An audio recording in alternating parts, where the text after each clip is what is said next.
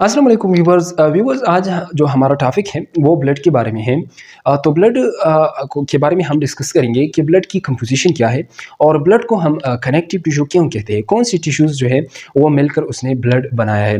तो आज और इसके अलावा इसकी फंक्शन के बारे में भी हम डिस्कस करेंगे कि ब्लड का बेसिक फंक्शन क्या है बॉडी के अंदर। तो आते हैं अपने टॉपिक की तरफ। ब्लड बेसिकली इसको हम कनेक्टिव टिश्यू कहते हैं कि it is a type of connective tissue. It is a type of connective tissue. क्यों हम इसको कनेक्टिव टिश्यू कहते हैं? कनेक्टिव टिश्यू हम उस ऑर्गन्स या वो जो अगर लिक्विड फॉर्म में हो, सॉलिड फॉर्म में हो, तो उसको हम इसलिए कनेक्टिव टिश्यू कहेंगे क्योंकि बहुत सारी चीज़ें मिलकर, टिश्यूज़ मिलकर, सेल्स मिलकर उन्होंने ये ऑर्गन बनाया हो या लिक्विड फॉर्म बनाया हो, तो उसको हम कनेक्टिव या एक टिश्यू बनाया हो तो उसको हम कनेक्टिव टिश्यू कहेंगे। Blood is a type of connective tissue इसलिए हम इसको कहते हैं क्योंकि ये जो टिश्यू है ब्लड, ये कनेक्टिव टिश्यू है। इसका मतलब यह है कि बहुत सारी चीज़ें मिलकर उसने ये टिश्यू बनाया है। लाइक अगर मैं बात करूँ, प्लाज्मा है, इसके अलावा ब्लड सेल्स है, ब्लड सेल में फिर जो है WBC है, RBC है, प्लेटलेट्स है, एटसेट्रा। तो ये चीज़ें मिलकर उसने एक टिश्यू बनाया है जिसको हम ब्लड कहते हैं और इसको हम एक कॉमन नेम ले सकते हैं जिसको हम कनेक्टिव टिश्यू कहते हैं। ठीक है। अब अगर ब्लड की कंपोजिशन की बात करें कि ब्लड कौन सी चीज़ों से बना हुआ है, ठीक है, तो ब्लड की जब हम कंपोजिशन स्टडी करते हैं ना कि इसका बनावट क्या है, तो बेसिक जो दो डिविजन्स है ब्लड का, वो क्या है, वो हमारे पास टू है। बेसिक टू पार्ट्स है ब्लड को हमने यानी टू पार्ट्स में डिवाइड किया है। एक है हमारे पास लिक्विड पार्ट, एक इसमें क्या है, लिक्विड पार्ट है। ठीक है, ब्लड में दो पार्ट्स हैं, एक है लिक्विड पार्ट और एक है फॉर्म्ड एलिमेंट्स। ठीक है, फॉर्म्ड एलिमेंट्स। तो ये दो चीज़ें जो है इससे ब्लड बना हुआ है। फिर जो लिक्विड पार्ट है, याद रखिए, इसमें प्लाज्मा आता है। लिक्विड पार्ट में क्या आता है, प्लाज्मा। ठीक है, और ये जो प्लाज्मा है तो ये ब्लड के अंदर 55% मौजूद होता है। इसका जो कंसंट्रेशन होता है वो कितना होता है, 55%। ठीक है। अगर फॉर्म्ड एलिमेंट्स की बात करें तो फॉर्म्ड एलिमेंट्स जो हैं इसमें हमारे पास क्या मौजूद है, ब्लड सेल्स मौजूद होते हैं। क्या है, ब्लड सेल्स। ठीक है, तो ब्लड सेल्स जो है वो ब्लड के अंदर कितनी कंसंट्रेशन में पाया जाता है, तो वो है 45%। यानी ब्लड के अंदर 45% जो है फॉर्म्ड एलिमेंट्स होते हैं, यानी ब्लड सेल्स मौजूद होते हैं। और जो लिक्विड पार्ट है प्लाज्मा, तो वो 55% मौजूद होता है। तो ये दो बेसिक पार्ट्स से का जो ब्लड है उसकी। अब अगर हम बात करें कि प्लाज्मा जो है, प्लाज्मा फिर अब तीन पार्ट्स में प्लाज्मा को हमने डिवाइड किया है, इसकी on the basis of its composition. ठीक है, तो इसकी कंपोजिशन में हमारे पास तीन चीज़ें हैं, यानी तीन चीज़ें मिलकर प्लाज्मा बनाते हैं। वो है वाटर, और इसके अलावा प्रोटीन्स है, और इसके अलावा सॉल्यूट्स है। ठीक है, ये तीन चीज़ें मिलकर प्लाज्मा बनाता है। तो वाटर जो है, याद रखिए, ये भी बहुत इंपॉर्टेंट MCQs है कि वाटर जो है प्लाज्मा के अंदर वो कितना है, 90 से लेकर 92% तक। ठीक है, ये प्लाज्मा यानी प्लाज्मा में वाटर जो है 90 से लेकर 92% तक मौजूद होता है। प्रोटीन की बात करें तो प्रोटीन जो है वो 6 से लेकर 8% तक प्रोटीन्स जो है ये प्लाज्मा में मौजूद होते हैं। और सॉल्यूट्स जो है ये 1% मौजूद होते हैं प्लाज्मा में। यानी ये जो तीन चीज़ें हैं ये मिलकर इसने प्लाज्मा बनाया है। अब अगर ब्लड सेल्स की बात करें तो याद रखिए कि ब्लड सेल्स जो है वो भी 3 टाइप्स के हैं। ठीक है, यानी ये ब्लड सेल जो है इसमें 3 टाइप्स हैं। एक है हमारे पास एरिथ्रोसाइट। क्या है, एरिथ्रोसाइट, एरिथ्रोसाइट्स। ठीक है, और इसके अलावा जो दूसरे सेल्स है वो ल्यूकोसाइट्स है, ल्यूकोसाइट्स। और जो तीसरा है वो क्या है, थ्रोम्बोसाइट्स, थ्रोम्बोसाइट्स। तो ये तीन सेल्स जो है, टाइप्स ऑफ सेल्स, ये थ्रोम्बोसाइट्स की जो प्लेटलेट्स है उसकी इस पर हम एक अलग सा लेक्चर लेंगे क्योंकि ये हम प्रिकर्सर ऑफ सेल्स कंसिडर करते हैं। ठीक है, लेकिन ये बहरहाल 3 टाइप्स ऑफ सेल्स हैं जो फॉर्म एलिमेंट्स है वो ब्लड सेल्स में 45% ब्लड सेल इसमें मौजूद होते हैं। और जो ब्लड सेल है वो फिर 3 टाइप्स के हैं, एरिथ्रोसाइट, ल्यूकोसाइट एंड थ्रोम्बोसाइट। याद रखिए कि एरिथ्रोसाइट्स जो है हम RBCs को कहते हैं, रेड ब्लड सेल्स को कहते हैं। एरिथ्रोसाइट्स जो RBCs का सेकंड नेम है वो एरिथ्रोसाइट है। ल्यूकोसाइट्स जो है वो हम WBCs को कहते हैं, यानी white blood cell is also called leucocytes. और जो थ्रोम्बोसाइट्स है तो ये हम प्लेटलेट्स को कहते हैं। ठीक है, प्लेटलेट्स को हम थ्रोम्बोसाइट्स कहते हैं। तो ये हमारे पास 3 सेल्स हैं जो ब्लड में मौजूद होते हैं। 45% इसका जो है वो कंसंट्रेशन ब्लड में होता है। अब जो प्लाज्मा है वो कौन सी प्रोटीन से बना होता है, ठीक है। तो प्लाज्मा के अंदर जो प्रोटीन्स होते हैं तो वो मेजर 3 टाइप्स ऑफ प्रोटीन्स है। एक है ग्लोबुलिन, ठीक है, ग्लोब्यूलिन, और एक है हमारे पास फाइब्रिनोजिन,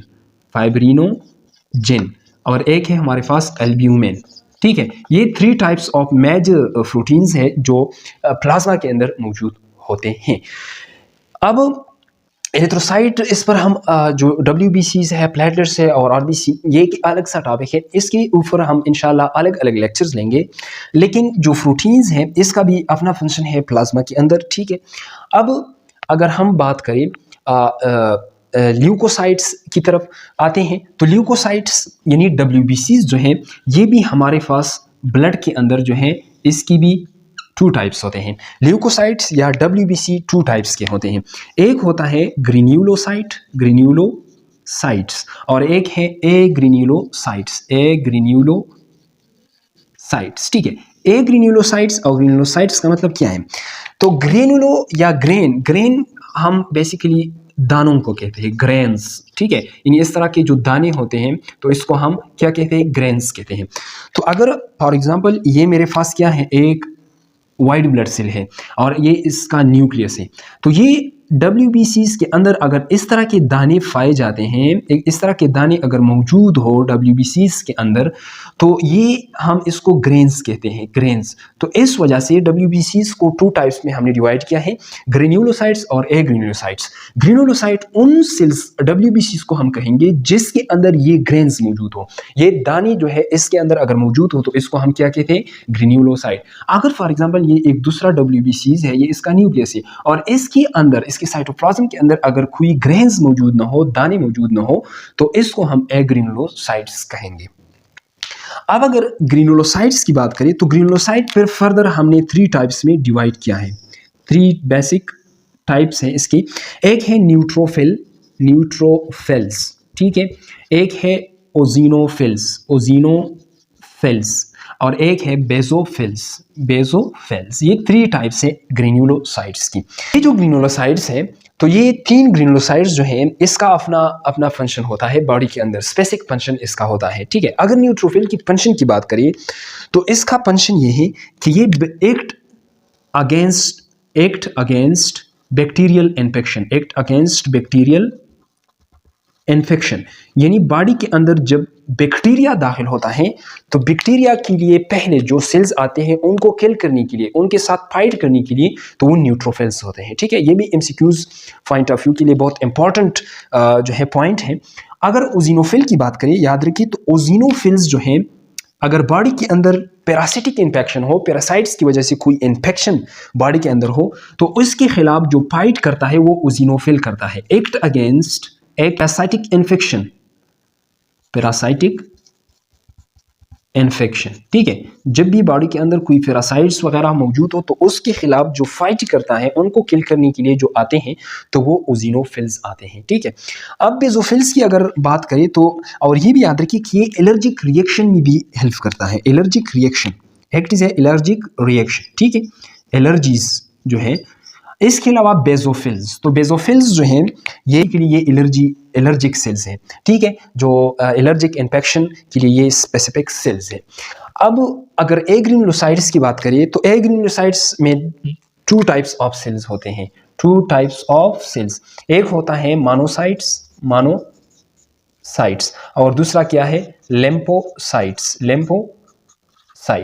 तो मानोसाइट्स जो है, मानोसाइट्स का फंक्शन क्या है? ये एग्रेन्युलोसाइट्स है, इसका फंक्शन ये है कि ये जो है क्या करता है? डिस्ट्रॉय ट्यूमर सेल, जो ट्यूमर सेल्स होते हैं ना उसको ये डिस्ट्रॉय करता है। इसके अलावा ये क्या करता है? ये जो है जो फॉरेन बॉडी के अंदर जो फॉरेन बॉडीज या फॉरेन पार्टिकल्स मौजूद होते हैं तो उसको बॉडी से जो है बाहर करते हैं, यानी help to remove foreign particles from the body, ठीक है।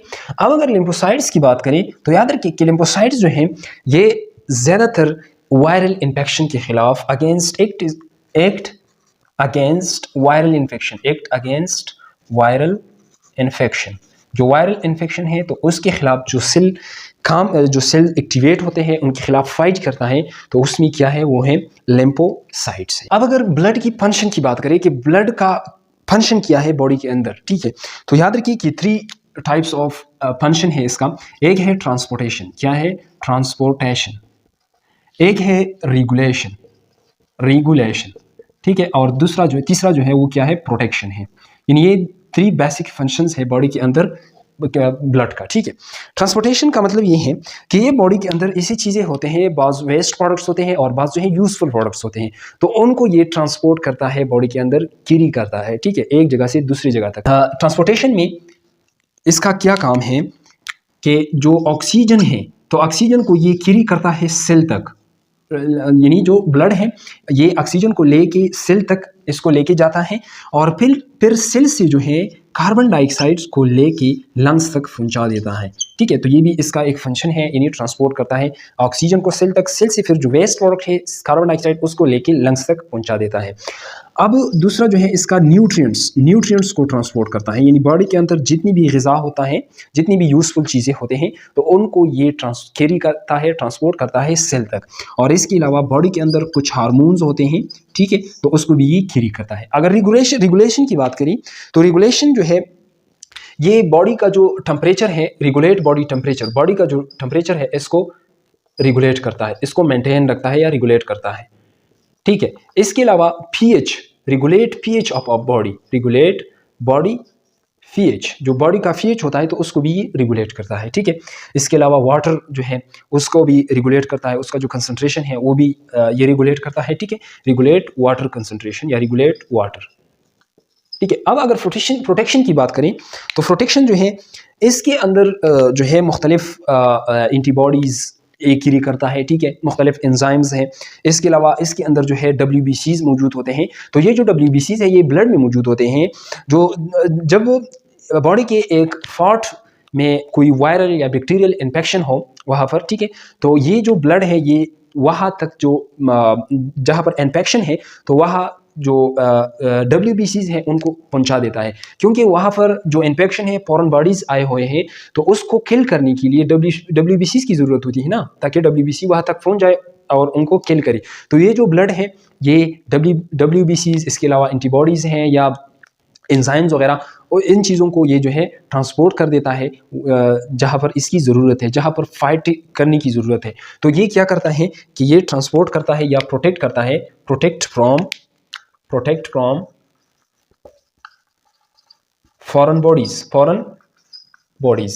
इट्स मीन्स कि बॉडी के अंदर जहाँ पर भी इन्फेक्शन आ जाए, कोई फॉरेन बॉडीज़ बॉडी के अंदर जाए तो ये जो हमारे पास WBCs वगैरह है तो वो वहाँ पर जाके ब्लड के ज़रिए उनको किल करता है, जो फॉरेन पार्टिकल्स या फॉरेन बॉडीज़ होते हैं, ठीक है। तो ये इसका एक प्रोटेक्टिव फंक्शन है। तो ये हमारे पास क्या था, ब्लड का जो मेन फंक्शन था, तो वो हमने डिस्कस किया। इंशाल्लाह नेक्स्ट लेक्चर में हम जो है WBC, RBCs, प्लेटलेट्स, इन चीज़ों को जो है 1 by 1 डिटेल से डिस्कस करेंगे। थैंक यू, अल्लाह हाफिज़।